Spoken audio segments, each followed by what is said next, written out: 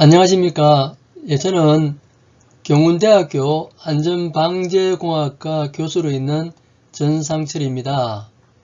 오늘 제9호 전문인력 양성 과정에 참여해 주신 여러분들과 같이 제9호에 대해서 알아볼 수 있게 되어서 상당히 반갑게 생각하고, 그리고 이번 1시간이지만 오프라인으로서 또 만나 뵐 기회가 있지만 하여튼 우선 온라인에서 이렇게 제9호 이해 및 국내외 제9호 활동에 대해서 먼저 설명을 드리도록 하겠습니다.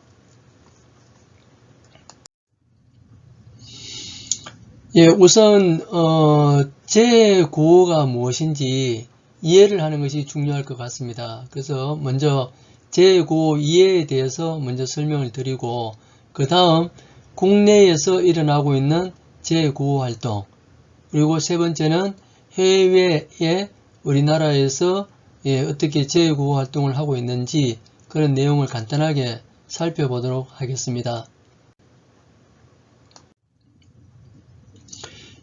우선 제9호에 있어서 원칙을 한번 알아보도록 하겠습니다. 이 원칙은 2016년도 UN 국제법위원회에 써 있는 내용을 가지고 만든 내용입니다. 그래서 이 내용을 보면은 재난 시에 인간의 존엄성은 존중되고 보호되어야 한다라고 되어 있습니다. 이건 당연한 말이죠. 어떤 상황이 되더라도 인간의 존엄성은 존중되어야 되고 당연히 보호를 받아야 됩니다. 그런 다음 재난의 영향을 받은 모든 사람들의 인권은 국적, 인종, 종교, 성별을 떠나서 모두 존중되고 보호되어야 한다는 것입니다. 그리고 세 번째는 재해가 발생되었을 때 제9호를 받을 조치는 인도주의적 원칙에 입각해서 중립과 공정의 원칙에 의해서 제9호가 일어나야 되며, 그리고 피해가 최소화될 수 있도록 신속하게 행해야 된다라고 하고 있습니다. 그리고 재난구호에 있어 가지고 여러가지 활동들이 있지만, 여기에 대상자로 있는 어린이, 노인, 장애인, 외국인, 즉 재난에 취약한 분들이죠. 이런 분들도 차별 없이 이루어져야 된다라는 것입니다. 그리고 재난 발생 시에는 국민의 생명, 재산을 보호하고 제9호에 대한 명령, 조정, 중재, 감독의 역할을 충실하게 다 해야 된다라고 하고 있습니다. 이렇게 제9호의 원칙에 입각해서 제9호가 일어난다라고 보시면 되겠습니다.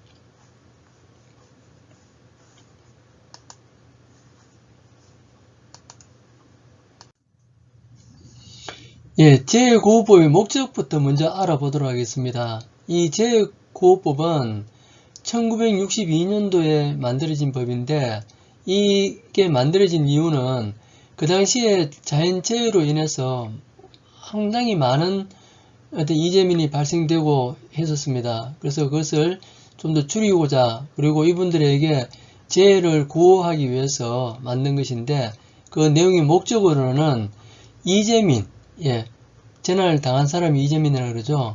이재민의 구호와 어영건품의 모집 및 사용 방법에 관해서 적어놓은 게 제9호법입니다. 그래서 이재민의 보호를 하고 그 생활 안정에 이바지하고자 하는 게 목적입니다.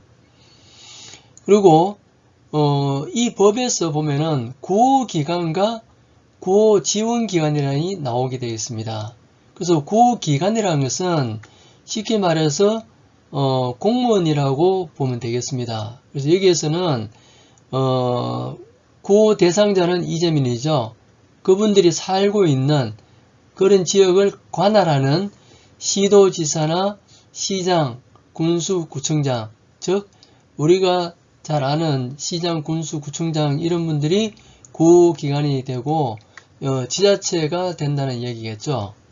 그리고 구호를 하는 데 있어서 지원하는 기관은 그야말로 지원입니다.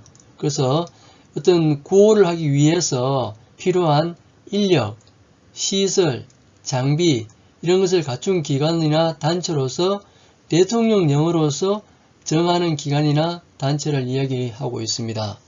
그래서 이것은 보면은 대한적십자사, 전국재구호협회, 전국자율방재단 연합회, 새마을중앙회, 그리고 또 뭐가 있을까요? 예, 우리 자원봉사단체들이 있죠. 예, 그래서 이러한 단체들이 있다라고 보시면 되겠습니다. 그럼 첫 번째 구호의 대상에 대해서 한번 살펴보도록 하겠습니다. 구호의 대상은 첫째 이재민, 두 번째 일시로 대피, 그리고 세 번째는 심리적 안정하고 사회적 적응이 필요한 분, 그리고 국내에 거주하는 외국인을 포함한다라는 내용이 되어 있습니다.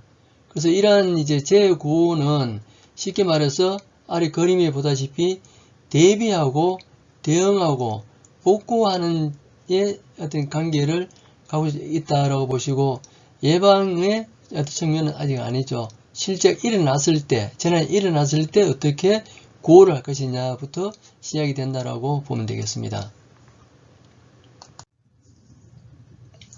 그래서 아까 구호의 대상에서 이재민이 나왔습니다. 그럼 이재민이라는 것은 어떠한 사람들이 이재민이냐, 어떤 정의를 한번 살펴보도록 하겠습니다. 그래서 이재민의 정의는 보시다시피 재난 및 안전관리기본법 제3조 1호에 명기가 되어 있습니다. 자연재난, 사회재난으로 인한 피해를 입은 사람으로서 주거시설의 손실 정도의 대통령령으로 정하는 기준에 해당하는 재해를 입은 사람이다 라고 이야기를 하고 있습니다. 그래서 좀 더 자세하게 알아보면은 재난 및 안전관리기본법에 의해서 의해서 나타나는 재난인데, 이때 사망한 사람의 유족이나 실종한 사람의 가족, 두 번째는 일상생활에 지장을 줄 정도의 큰 부상을 당한 사람, 그리고 주거시설이 유실되거나 붕괴, 전도, 침수, 파손, 즉 주택이 사람이 살아갈 수 없는 정도에 따라서 많은 어떤 구호가 일어나야 되겠죠. 그런 내용입니다. 그리고 감염병의 예방, 관리에 관한 법률, 그리고 가축 전염병 예방법에 의해서 감염병이라든지, 그리고 가축에 있는 전염병의 확산 방지를 하기 위해서 격리라든지 수리 통지 조치를 하고 있는 사람입니다. 이것도 일시적으로 명을 받은 사람들이죠. 그런 사람이 이재민이다 라고 보면 되겠습니다. 그리고 이러한 규정 외에 재난으로서 피해를 입은 사람인데 행정안전부 장관 또는 구호기관, 구호기관이 뭐라 했습니까? 우리 지자체가 되겠죠. 그래서 행정안전부 장관이나 지자체가 구호가 필요하다고 인정하는 사람, 이러한 규정 1, 2, 3, 4, 5, 5 규정에 의해서 해당되는 사람을 이재민이라고 통칭하게 됩니다. 그래서 이 이재민은 쉽게 말해서 자연재난, 사회재난으로 인해서 발생되는 어떤 사람들이구나 라고 생각을 하시면 쉬울 것 같습니다. 그런데 이 자연재난하고 사회재난이 이렇게 이야기가 되고 있는데, 그럼 잠깐 자연재난이나 사회재난이 어떤 것인지 한번 보고 가도록 하겠습니다.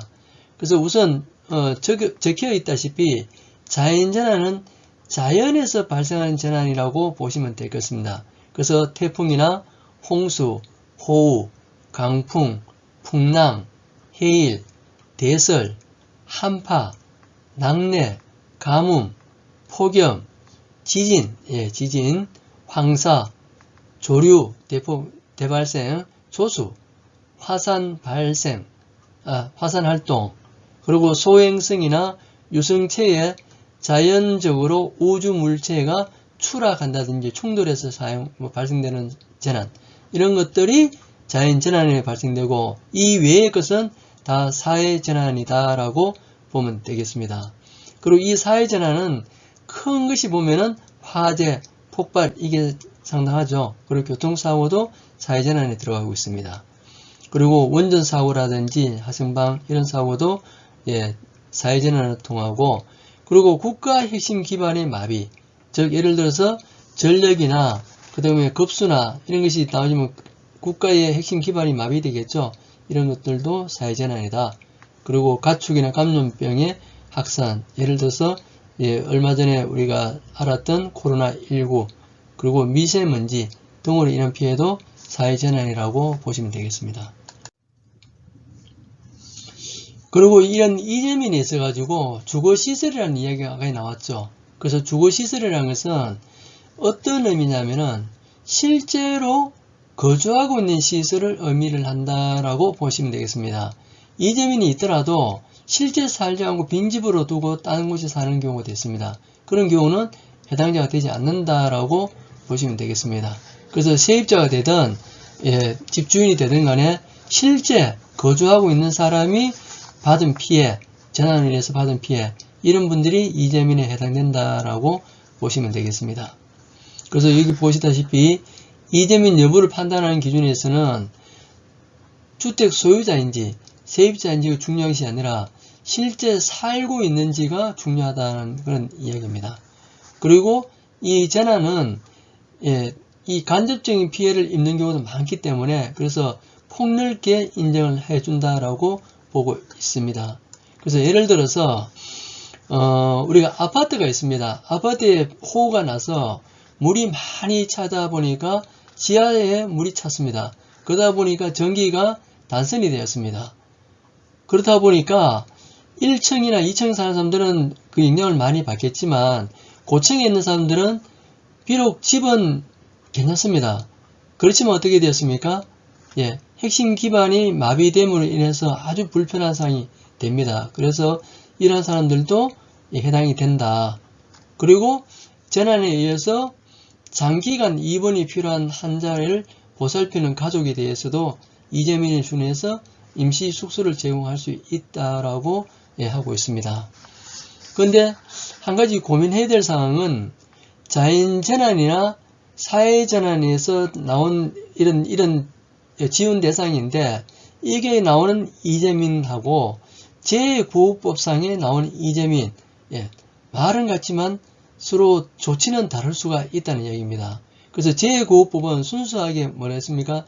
자연재난에 의해서 발생되는 어떤 이재민의 구호와 그 관련되는 내용들이다라고 이야기했습니다. 그래서 이런 내용일 때 이분들은 재난지원금이나 의연금이 다른 재난에 의해서 발생된 이재민이지만은 못 받을 수가 있다라는 것을 알고 가면 되겠습니다.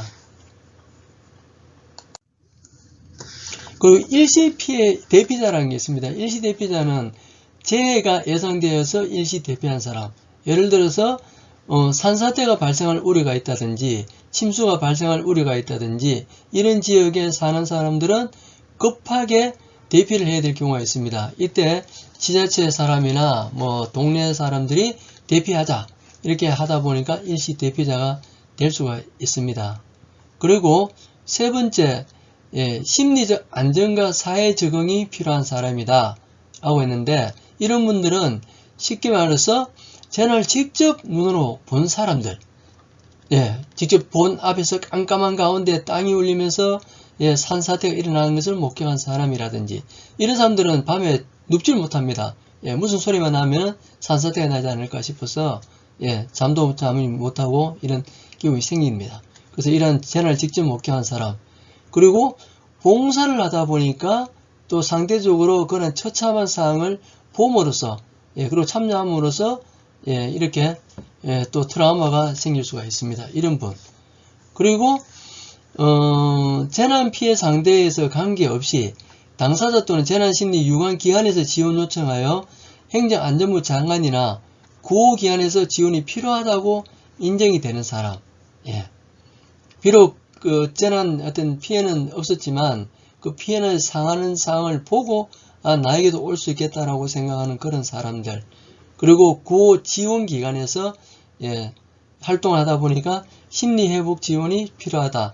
그래서 이런 사람들의 심리를 진행하기 위해서 이런 사람들은 구호 대상에 들어간다라고 보면 되겠습니다. 그러면 다음으로는 구호의 종류와 방법에 대해서 한번 알아보도록 하겠습니다. 그래서 구호에 대한 종류는 첫째, 임시주거시설을 제공을 하게 됩니다. 그래서 임시주거시설은 중앙행정기관이나 지방자치단 아니면 공공기관 이런 데서 갖고 있는 숙박이나 훈련, 관련되는 연수시설 이런 것들이 있을 수 있습니다. 이런 시설이라든지 아니면은 병원에 있는 의료시설, 그러면 학교, 마을, 경로당, 그리고 뭐 다른 어떤 안전한 공간이 되겠죠. 이런 구호기관이 인정할 수 있는 시설을 임시주거시설이라고 이야기를 합니다. 그래서 이런 시설에서 임시로 대피해서 거주할 수 있도록 하는 것이고, 이 거주하다가 거주 시점이 끝날 시점에 주택이 반파되거나 이상으로 전파가 되었다는 경우는 실제 집을 지어야 됩니다. 그렇다면 많은 시간이 걸리기 때문에 임시주거용 조립주택을 지원할 수도 있습니다. 두 번째 구호 종류로서 급식이라든지 식품, 의류, 친구, 그 밖에 생활 필수품을 제공을 해야 됩니다. 이것을 먼저 응급 구호 세트라든지 치사 구호 세트로 그러면서 개별 구호 세트와 같이 지급이 됩니다. 그리고 필요한 내용에 따라서 개별 구호 물품이 제공이 되는데 이러한 것도 구호 물품이다라고 보시고, 그리고 세 번째, 재난이 발생되어 다친 사람이 있을 수가 있습니다.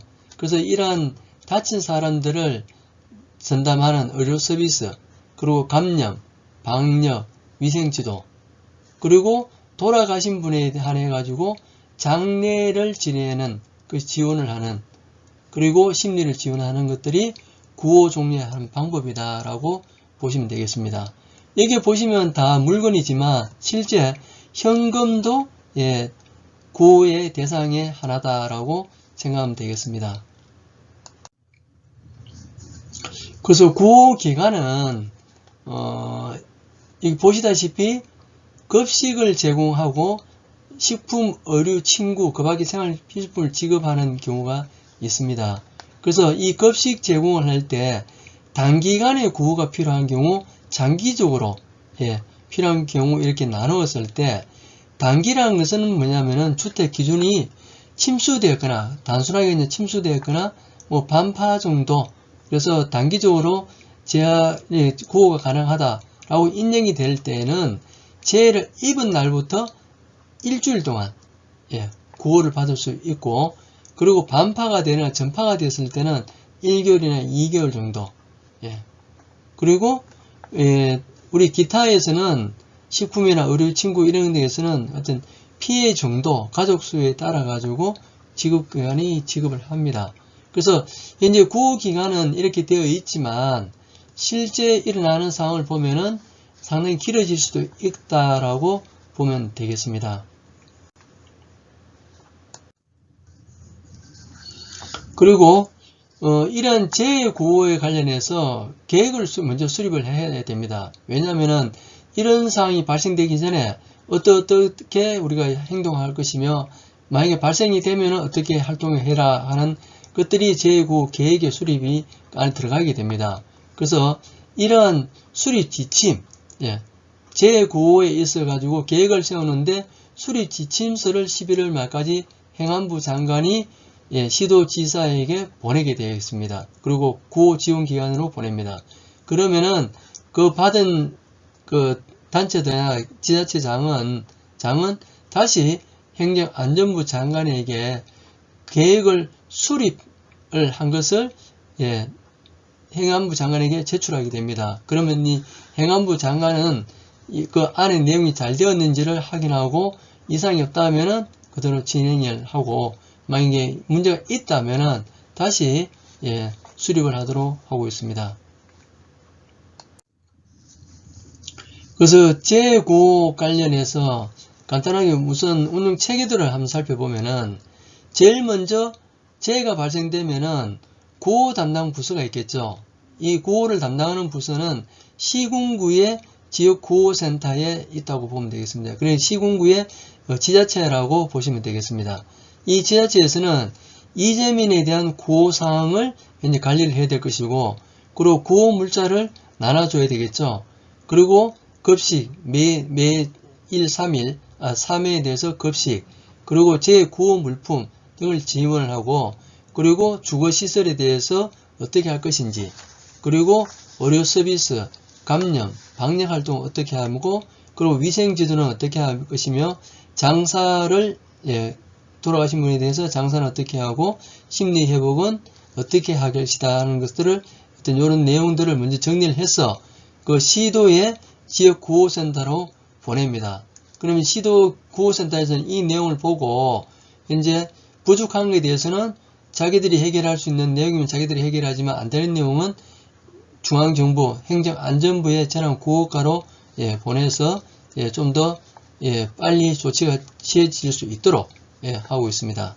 그리고 시도 담당자는 이러한 내용을 시군구에서 받은 내용에서 받은 이 상황을 파악을 하지만 여기에서는 재구호기금을 적립하고 운영을 합니다. 그래서 예산 관련해서 시도에서 진행을 한다는 얘기겠죠. 그래서 이런 재난이 발생되었을 때 빠르게 어떤 재구호기금이 지급될 수 있도록 하는 것들이 상당히 중요합니다.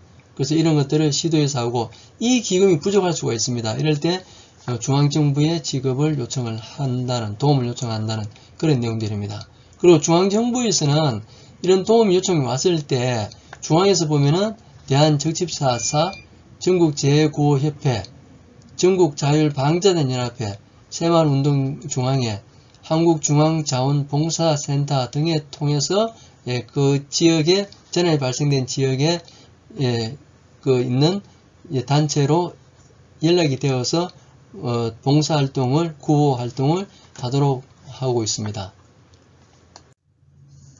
그리고 추진 절차도를 보면은 좀 전에 보시다시피 시군구에 지역구호센터가 있는데 이 역에서 보면 재난이 발생이 되었습니다. 그래서 재난 피해가 발생되면은 제일 먼저 이재민 구호를 준비를 해야 됩니다. 그래서 이건 평상시 그 팀들이 평상시 하고 있겠죠. 그래서 임시주거시설은 어디고 하며 구호물자는 어떻게 되어 있고 인력은 어떻게 되어 있고 기간책은 어떻게 되고 미리 준비가 되겠습니다.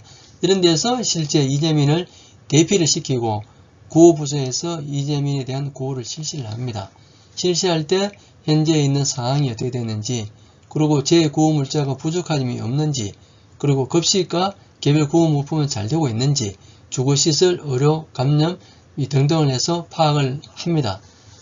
파악을 하고 그 관계되는 지원기관에서 지원기관이면 적십자사, 제9호협회, 자율방재단, 새마을중앙회 이런 데가 되겠죠. 이런 데서 가지고 있는 역량을 또 펼치도록 되어 있습니다.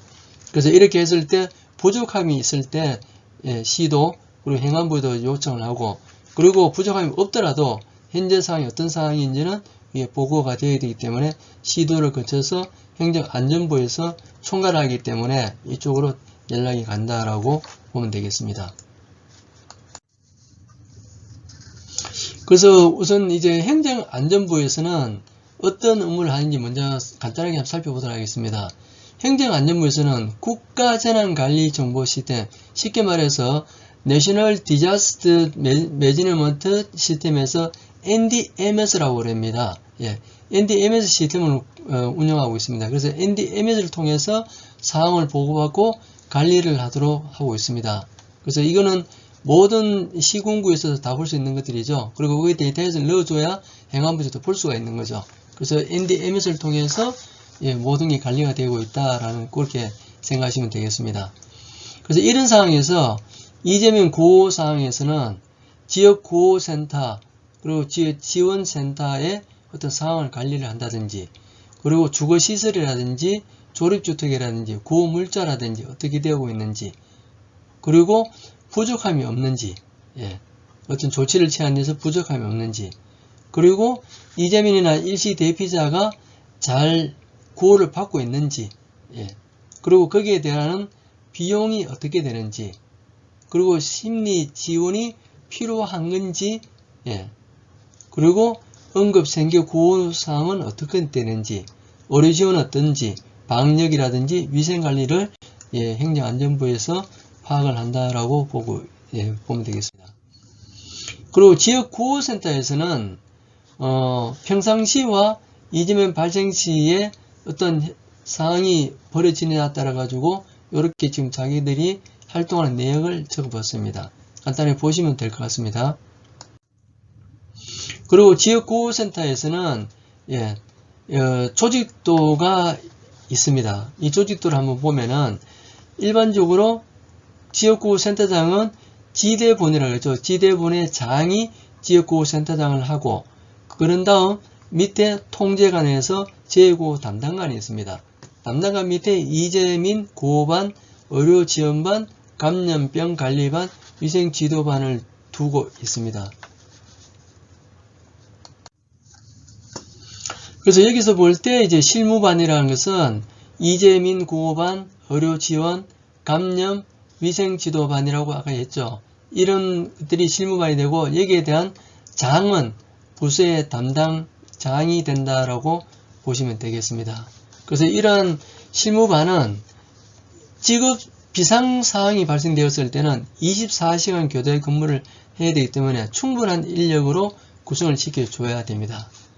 그리고 모든 하여튼 내용은 이재민 구호반에서 총괄하고 있습니다. 그래서 보고를 하기 때문에 이런 의료라든지 감염이라든지 위생지도에서 일어난 내용도 이재민 구호반으로 보고가 되고 그 다음에 여기에서 위로 시군에서 행안부로 보고가 된다라고 보시면 되겠습니다.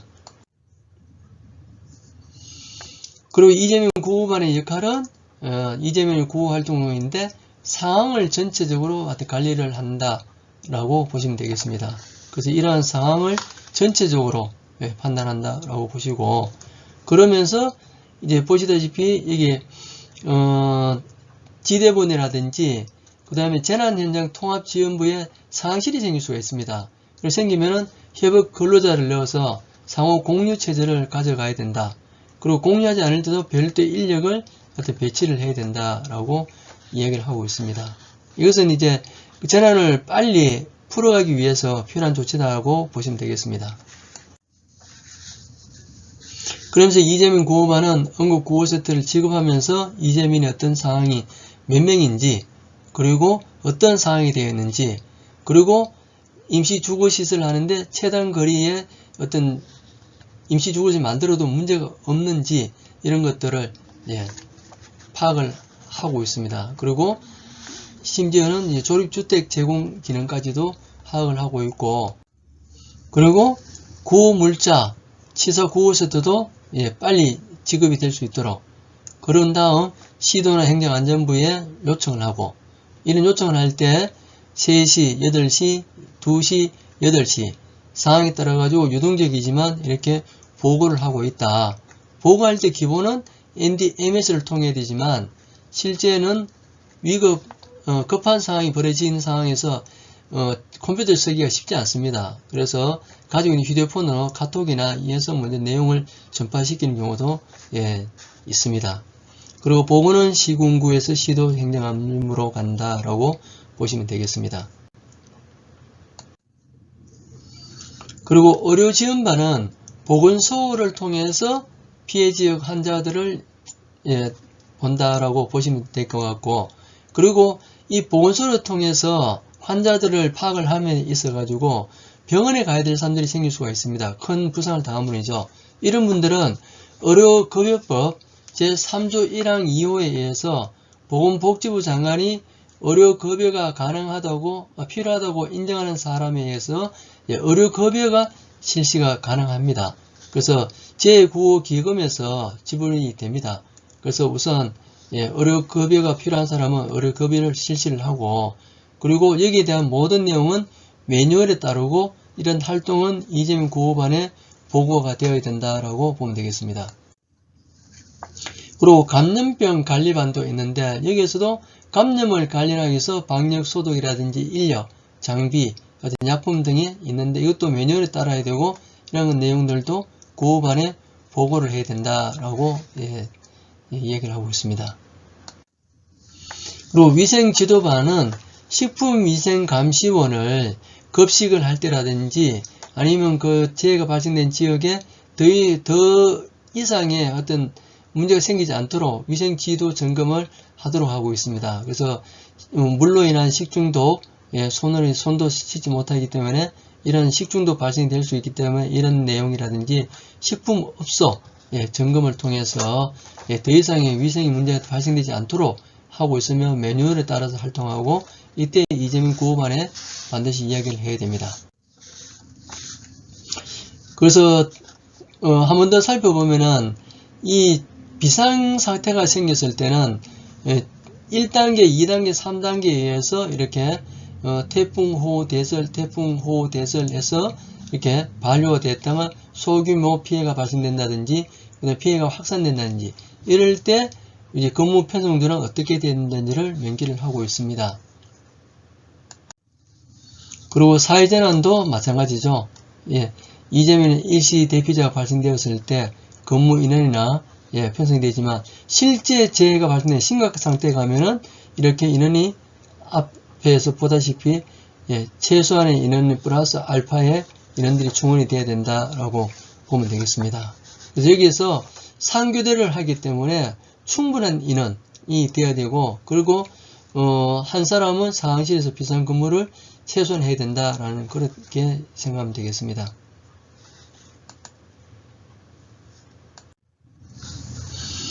그리고 민간에서는 관은 지역구호센터가 되겠죠. 지역구호센터라든지 시군구 이런 기관이 될 텐데 이 기관도 지역재난안전대책본부라든지 지역자율방재단 그 다음에 유통업체의 물류센터, 구호기관, 그리고 어떤 이게 또 2단계, 3단계도 있을 수가 있겠죠. 이렇게 많은 어떤 서로 협업 체제를 가져야 되기 때문에 평상시에 이런 체제를 구축을 해놓은 것이 중요하다라고 얘기를 하고 수가 있습니다.